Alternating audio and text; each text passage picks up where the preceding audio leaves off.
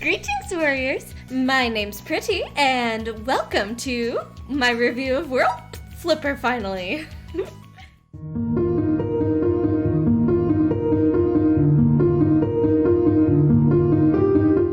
yeah, it's been a while. My, 1 week turned into 2, and then turned into 3, and then I think a month? Hold on. Okay, so yeah, it's only been 3 weeks. It came out September 8th, and I'm actually recording it 3 weeks after it came out. So hey, the title makes sense. You know, I played World Flipper for some weeks, and so I'm sorry it took me so long, but I am very excited to dive into this game because I've been playing it for a while, so it might be a little more in depth than previous ones, but hey, no big deal. So, to recap, if you haven't seen any of my previous Gacha reviews, first I'm going to be talking about the gameplay and the story, and how well I enjoyed it, what flaws I found.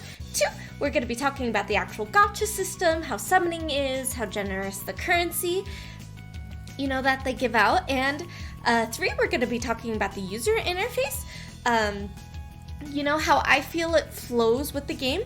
Finally, my thoughts, and typically I'll have a creator shout out. Unfortunately, I don't really know too many creators that are playing World Flipper. So comment below, let me know any people playing World Flipper that are streaming or making videos. I'd love to watch. So with that in mind, let's dive into the world of, World Flipper. And welcome to World Flipper. Please ignore the flashing little thingies. They'll go away as I click on them. It's just, I'll get to that in the UI when I talk about it. But first, we're talking about the gameplay and the story. Let's just dive into the gameplay, shall we? Oh yes, thank you for letting me know that that's there. So this is our little world's place, pretty much where you're mainly going to play through the story. I will say, I will not be able to really show off how well it is to play outside of autoplay because I've tried playing it on my emulator and it's challenging. So you get your worlds, you get your chapters, and then you get, your little party setup. Yes, this is my party. Please don't judge me. I'm working on actually building a team. This is just what I have right now for going through the EX modes of the story. So you see your power level, you see what weapons you got, and team setup. So pretty much it's simple. It's pinball. I mean, Flipper. Come on, Flipper. World pinball. So the basic setup is you have these 3 lead units that are your actual ball, and they follow each other in like a cha-cha line. Cha-cha-cha-cha-cha-cha. And they all have abilities / attributes and a special skill that they can utilize in battles. There's a nice little weapon, not weapon, but type of triangle thingy, but luckily there's no disadvantage on you as you're playing. So if you're going against a wind boss and you have electric people on your team, you're okay. This only really applies to your enemies, which I think is a very nice touch. It makes planning things out a lot more simple. And then you got weapons, which can do different things, and it's pretty simple. So let's just show off how this looks. Again, it's going to be on autoplay because, God, I've tried on my phone. I love to play it. It's so easy, and I don't want to say mindless, but it's pretty simple. I mean, you can see this now. It's just you flip, characters go wee, and you do stuff. You also can dodge, and what just happened there was he was charging up an attack, and I hit his weak spot to stop him, which is pretty cool. But this is usually how battles play out. This is a boss fight.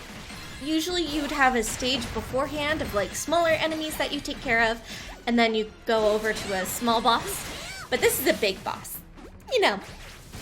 It's It's fun. It's really fun, even just to watch on autoplay. They just go wee and wee, and the pixel style is just so charming, and it's really fun seeing those little splash arts that you see when a skill activates. I think it's really well designed and really fun to watch, which I think is a really key thing in, like, you know, a game, because it's gotta be fun.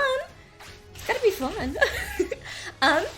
One thing, like, I will say, there have been many times that I'm just like, I'm gonna mindlessly button mash. And here's the thing, the game actually encourages it. In loading screens, it's like, if you don't know what to do, just button mash. I'm like, okay, that's a fun way of playing. I'll do that. So, as you can see at the top, they have health bars for your characters. Your character can die, and when they die, you get a little grave that you can whack a couple of times and then they come back, which is nice. I think it's easy to keep going even if you are having a hard time. I will say though that things get a little repetitive if you don't change up your teams, which is what I don't. I need to change up my teams, but I'm working on building teams, and I have problems, okay? Which I'll talk about in the Gacha system part, but I have problems with building my team right now. So right now I just have these guys, which are all max level, mostly 5 stars. So I definitely recommend don't play like me. Actually, like, build teams and actually, like, be smart instead of trying to brute force your way through the game, which is what I'm doing. I don't recommend that. And we're gonna see me win. Probably not get an S+, because man, this one's taken a while. I'll have to redo this one on my phone when I can actually play the game instead of just have auto battle go. But that's pretty much how the game plays. I think it's really entertaining when you clear a battle, and this is mainly for other game modes. You can increase the auto battle speed, which I like. And after the battle, you get like a nice little thing. Oh, yep, I totally did not get an S+. I'll need to play that again on my phone, because I need an S+. I'm very close to getting everything being an S+, okay? I've been playing this game a lot, but you'll just get like scores and stuff based off of your actual score and like certain things that you do in the game. And I think that's nice. After every battle, you get some items required, typically like leveling type items. You get these gems and you get experience, actually. So not only do your characters level up, you get this nice little experience thing, which I think is very nice. It makes leveling new characters a lot easier, and then you get beads, at least in the story stuff, but we'll talk about beads later, I promise. Alright, the next thing to talk about is the other game modes. So yes, we do have the, story, which I have caught up to where they're currently at. I've been playing this game so much. So let's dive into events. So here we have, for some reason they're doing a Christmas event right now. I'm recording and it's the end of September. It's a little weird. It's a little weird. Because, like, it's October. Let October be its thing. But these are just quests that you can do. So the kaleidoscope quests. So they're for what they say they are. You do the EXP and mana one for, well, EXP and mana. And then all of these element ones you do to, well, get leveling elements for your characters, which I like this. You get 3 boosts a day for these, and honestly, they're so easy to auto battle once you get to level 50. You just run it through and you're good. The Necropolis, though. Now this is nice and difficult. As you can tell, I haven't done a lot of the level 60 ones yet because I need to actually have a team built. Do as I say, not as I do, okay guys? But this is where you typically get good weapons. You do get the higher level currency for evolving your characters and stuff. So it's pretty easy. And then, events like the Christmas one. Why is there a Christmas one going on? I don't know. But that leads me into boss battles, which I thoroughly enjoy. So as you go through the story, you have bosses at the end of them. And as you clear them, you get characters here to fight. And each one, let's just look at the administrator for a second, gives you their own tokens. And you can use these tokens. Oh, and you have a chance of getting the character and mana. And you can just exchange them here for weapons, for astral gems, which you use to uncap characters, which is increasing their level cap, or just, elements, which is the leveling currency. And it's so fun. I pretty much keep my alerts on all the time so that I can join in a boss fight. Because when you join in a boss fight, you don't use any stamina for the first time. See, look, I got a little bell. And see, it'll say 0 stamina. I'm sorry, I'm not gonna join you. I'm recording. But I think it's super nice. It pauses the current battle you're in so you can hop right back into it. And I think co-op is just so dang fun. I love seeing what other people build. And of course, most of the time I don't get MVP because I'm bad at building my team. But a cool aspect of these boss battles is you can chain your skills with other people. I've got 9 chains, and oh my gosh, they're so fun. From 4 and up, you get a special attack that happens, and it does a decent amount of damage. So when you do boss fights, you want to try to chain as much as you can, and I think it's great. It's so much fun, and they're nice, simple. They usually don't take more than 5 minutes, except for Orochi. Oh, that's a boss battle. That's a boss battle. But the gameplay is great. I enjoy it thoroughly. As for the story, here's a little recap I've written for you. It's awful, but it's a recap. So, Light, a great hero, was transformed into a cute little beast thing and sent off to Starview Village, meeting Ark and Stella, the only 2 residents. Together, the 3 of them travel throughout the universe, checking world after world to help Light find his home again. Along the way, they meet friends, they make enemies, and discover what it really means to flip. Oh, it's such a bad summary, but it's cute. It has the overarching story of you trying to get Light home, and, each world has its own story and its own characters. I thoroughly enjoy the character writing in the game. The stories are kind of mediocre, very cliche.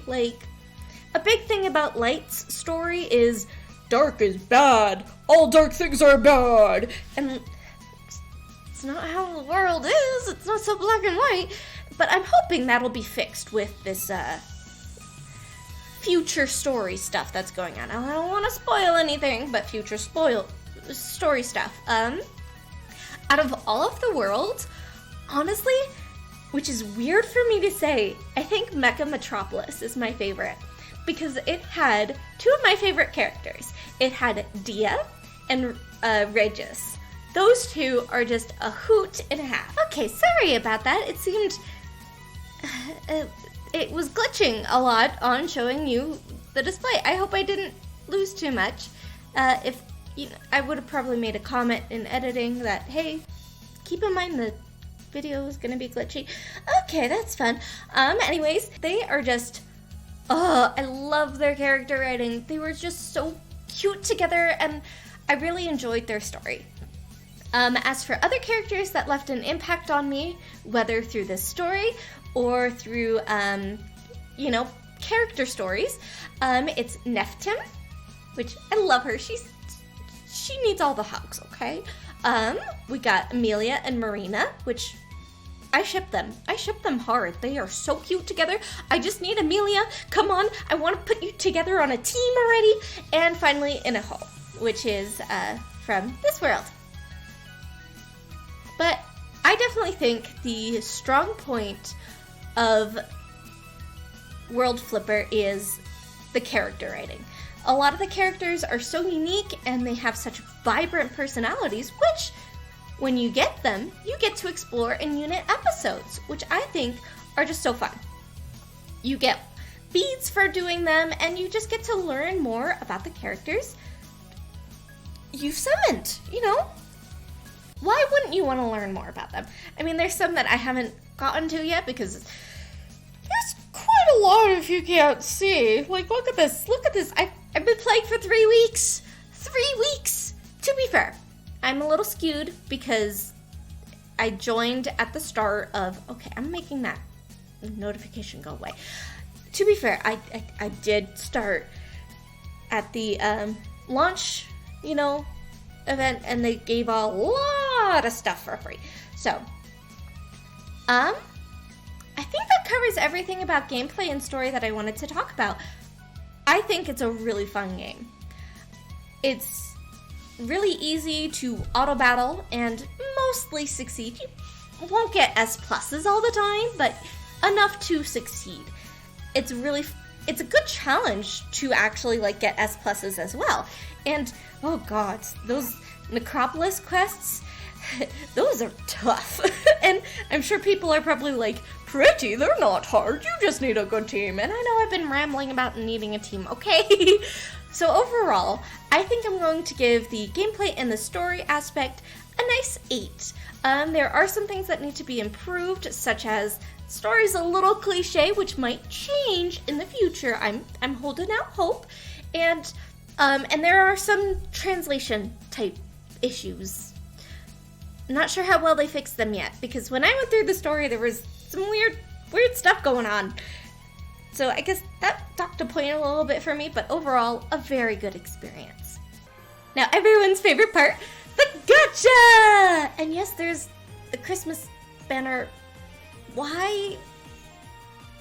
Anyways, so, you have your character banners, and you also have a, weapons banner.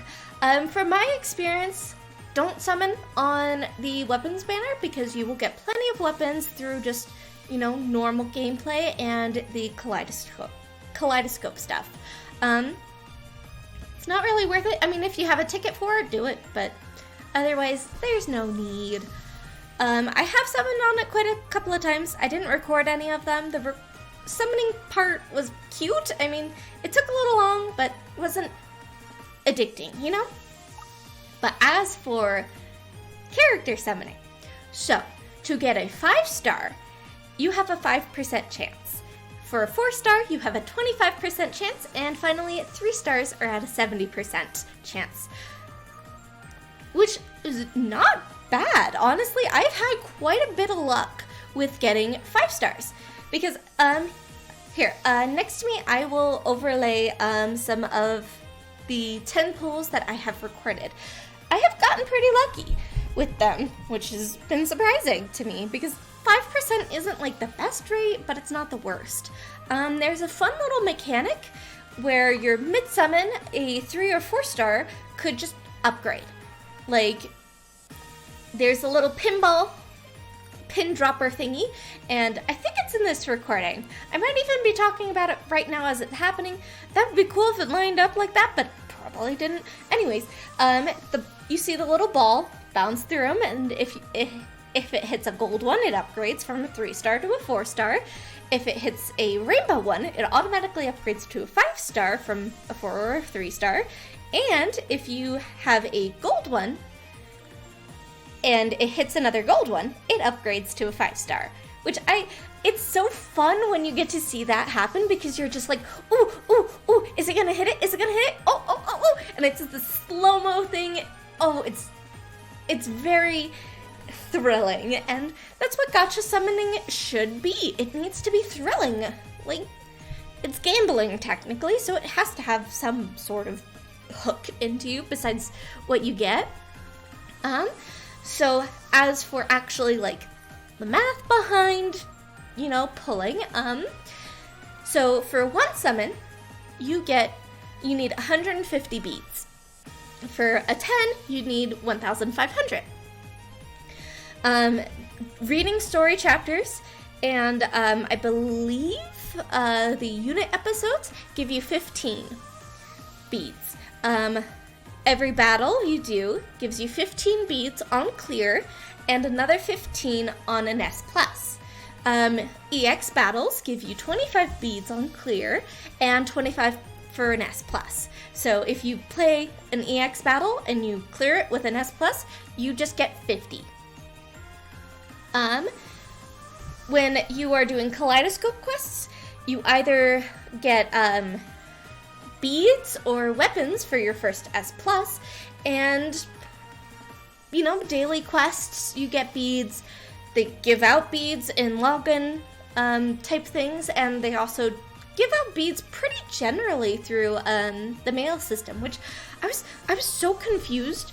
Oh, if you play World Flipper, please check your mail notifications. I'll talk about my problem with the mail in the next section, but check your mail notifications. You might have some beads and mana in there. Just go ahead and do that right now. But overall, it's not like as generous as Fire Emblem Heroes in terms of how much currency you get through the story stuff in comparison to how much it takes to summon. But with my skewed opinion, I think it works pretty well with how often they give you beads through just being nice. It has slowed down a bit since, the 2 weeks of grand celebration has finally ended, and now I'm getting it as consistently as like a long-term player would get them, and it's not bad. I could probably average about a 10 pull every week, maybe, depending on how quickly they update the story. So it's not bad, it's not amazing either, and I do gotta say, I think it's very fun. Just watching the summoning. It doesn't take too long, it goes quick. When you get a character that you've already had, you skip the dialogue, which I think is great. When you have a new character, they do like this special little animation, and it's cute. It's so cute. I love the pixel art style in this. It's so precious. Here's the thing though. How is it harder to get one 3-star unit than it is to get multiple 5-star units?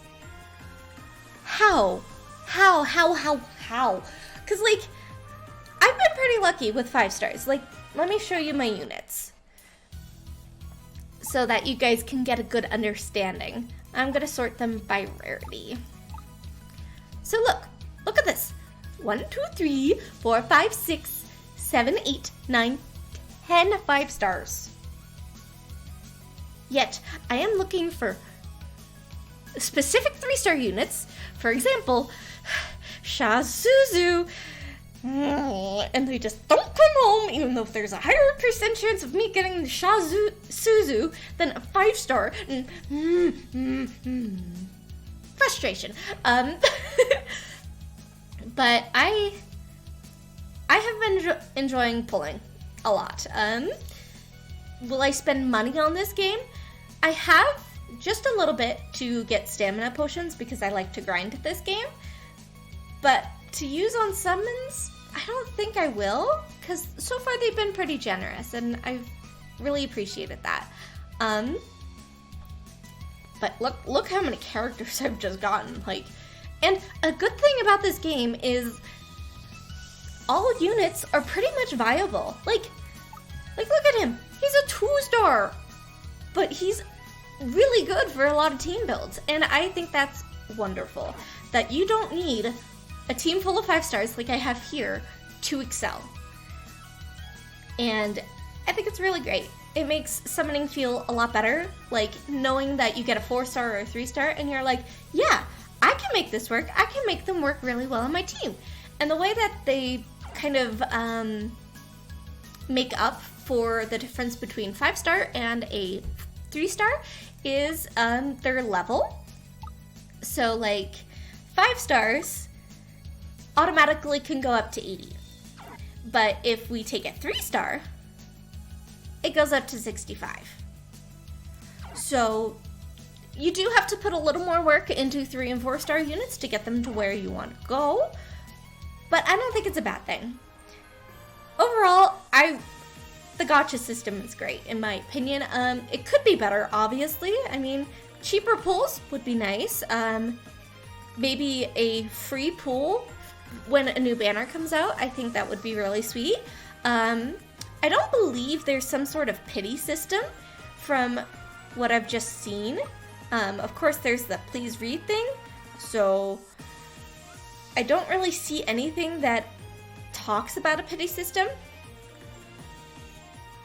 So I think it would be nice to have some sort of pity system, because it's always really hard when you're doing a lot of polls and you're not getting anything like 5-star. So that would be the couple of things I would change about the gacha system. So I'm gonna give it another solid 8. And next up, let's talk about the user interface, shall we? One thing I will say, it loads a little slower on my emulator. My phone runs this game great. Except, oh gosh, here's a little tangent. At the start of this game, the loading times were horrible. 5.36. I would always get stuck on that number for loading. It would stay there forever and ever, and I'd just cry. Like, it would stay at that number for like a whole minute. And I showed it to my husband because I recorded it, and he's like, that's awful. But hey, they fixed it relatively quickly, so I'm not gonna ding them points on that. Things seem to load pretty quick now that they fixed it. And as for overall, my thoughts on the user interface, it's nice. It's very clean. It's easy to read, easy to understand, and the pixel art is so cute. I know I keep saying that, but like, you don't see much gacha games that are pixel art, at least from my understanding. So there are a couple of things that I wish that were a bit different with the user interface, so I want to talk about them. The main thing is this kaleidoscope page. The ones for the elements and the EXP are great. You click on it and you get to choose. Nice. What problems I have is with the necropolis. I don't know how many levels there are left to unlock for these, but this is just a long list, and it could be condensed so much more. It could just be, you open up this page and then you'd see the dark section, you'd see a light button, you'd see a wind button, you'd see a thunder button, water button, fire button, and then the introduction one. I think that would clean it up so much nicer, because right now it's just oh my god, it's a list, and it's very unappealing to come into this menu. Let's see. Main page. When there's new news or new mail, there's no notification. There's no indicator that you have something. As I said earlier, there was a period, I believe it was last week, that they were just giving out free 10 pulls worth of beads and a bunch of mana. And there was no indicator unless you opened up the mail and you'd see it, and it would say, sent 1 minute ago. Which is probably not when it was sent. I assume it was a bug, but they really need to make sure that there's some sort of indicator for your mail. Same with news. Like, I know this is awful to look at, but I'm sure that'll clear up soon. But I'd wish there was a little notification that, hey, there's some new news, please read it. That'd be nice. The mission page is fine. Nothing, amazing. Nothing awful. Pretty simple. My main gripes with the user interface is this page. It's the unit page. So if you're looking at your units, here, let me clear my sorting for a second so that you guys can see. Things are not sorted side to side, like how a boring American would read. They're sorted up and down. So here you have your highest, and then you go low, and then you go over here, and you go low, and then you go here, and then you go low, and it took a lot of time to adjust. I understand why they did it, but I wish that it wasn't like this. I wish it was more of a list instead of a side-scrolling thing. The side-scrolling thing is cute because I can go wee and find all my units, but I just wish it was the list. It would make things a lot easier. You know what also would make things a lot easier? A favoriting system. Because I know what units I'm going to be building, but like, I don't know, you know? Like, am I building you? Am I building you? I have no memory. I wish there was a favoriting system. It would be so easy to implement. Like, so easy, because you get a lot of characters. Like, just put a little heart button here. You don't have to sort them into categories. That's fine, as long as there's one heart button. It's good for me. It's good for me. Another thing I have to have a gripe with is beads. Because let's travel back to the gacha for a second. Paid beads versus normal beads. Why not just call them something else? Call them like gold beads or like celestial beads or something, because I hate it.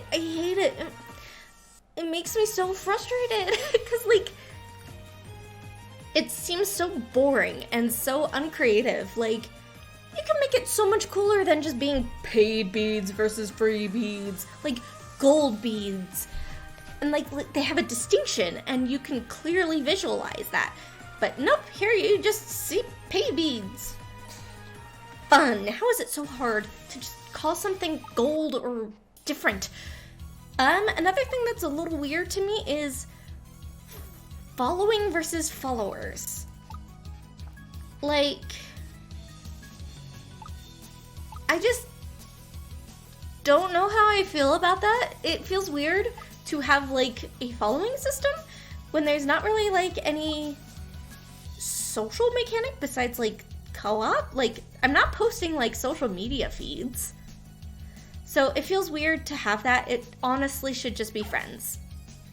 A good aspect, besides, you know, just the overall cleanliness and sleekness, is I love this quests page so incredibly much. It's so cute to see these little pixel worlds and just being able to slide up and down through them. Whee! And then when you click on them, here, I will go to the first world. You get to see a little background of the pixel world and little islands that you go to, and you see characters that are important to the story, the bosses. Oh, it's so charming and so cute. Another thing that I really adore is the color palette of just the entire game. I love that the user interface is very white, very clean, but also like has pops of color, and it makes it very nice and gentle to look at. I also love that you can just flip through your current team here. It loads a little faster on my phone, so I apologize. And what you could do is look, a little village. It's your little star, your village. Oh, it's so cute. I mean, sometimes you could talk to things. I wish there was a little bit more to do on here, but it's really cute. And just overall, I do have some problems, which I went over, but it just is so sleek and easy to see, and it's charming. It's very charming. So I'm gonna have to give the user interface a 9. I know I gave some gripes and you're like, why is it so high? They are very minor nitpicks that I've just have experienced overall by playing the game. If, you know, they cleaned up at least the kaleidoscopes, man. At least the kaleidoscope necropolis, because that's a mess. If they at least clean that up, I would easily give it a 10 out of 10 for user interface. Honestly, the user interface here is better, like the best Gacha user interface I have seen so far. Which isn't saying much, because I've only played, this is my 4th one now, technically. Yeah, Fire Emblem, Pokemon, Genshin, this one, yeah. This is my favorite out of all of the user interfaces that I've played. It's just, mwah, chef's kiss. And let's wrap everything up with my final thoughts. As I said earlier in the video, I don't really have any creator shoutouts, so please do comment below and let me know some great people that are playing World Flipper. I'll give them a heart, I'll check them out, because like, I just don't know of anybody who's playing World Flipper. So, please let me know. But overall, oh gosh, I love this game. It is definitely a staple in my daily routines now. First, I play Fire Emblem for the morning half, and then once 2 o'clock, which is the reset, happens, I'm in World Flipper for a few hours. It's just so, I keep saying it, but it's charming, and it's sweet and simple, and it's really easy to understand, and the music's bopping. Like, do you guys not hear this? It is so good. Most of the time I play without the music, but like when I play with the music, I jam out hard. It's just so cute. Another thing that I didn't mention earlier, but I am going to mention here because oh gosh, I hate how this does this. But, so, you see the character art that I got here, right? You might be thinking, wow, this looks different than the Inaho that I know. It's because you're used to this. And this happens when you go on your mana board, which is the way you evolve characters and stuff, and you unlock, I don't think it's ability 3. Nope, that's not ability 3. This is ability 3. When you unlock ability 3, your picture evolves. And I think that is such an ingenious thing. Unfortunately, I thought it evolved twice, because I thought when you finish the mana board, you know, it evolves, but I finished her mana board, and it did not evolve again, and it just gave me an item, and I was like, oh, I'm disappointed. I even recorded it, because I was like, husband, look, I finally completed her mana board. It's gonna evolve again. I'm so excited to record it. And then it was just like, oh, I got a scroll, which is fine. I'm not saying it's a bad thing. I was just under a different, mindset for that. I think you get a nice little crown when you finally evolve. I wish you could see that actually in game. You just see it, sometimes. But I love the touch of the art evolving. I think it's so sweet. Like, I gotten all, even the 3 stars, or 3 and 4 stars evolve. Like, come on, let me click on you. Annie, she's a 3-star, who I love to use. Her art evolved. This was her starting one, and then boom, it evolved. And I think it's just an extra touch of fun. Like, it really wants you to invest in your characters and build them out, and here you go, you get some extra art for it. And I love that touch, because the art in this game is beautiful. Some of the character designs are a little not my taste, like all of the furry ones. I'm not hating on furries, not my thing. There are some that I absolutely love, like, like, and, Neftim, like, look at this, look at it, it's so pretty, and I can move it around, so I can actually, like, see its full beauty, and, it's just so good, so good. I am thoroughly addicted to this game. I thoroughly enjoy it. I will be playing it quite a lot more. As for spending money, I don't think I'm going to, unless there's like a specific unit that is like, oh, magic, beautiful, wonderful kind of thing.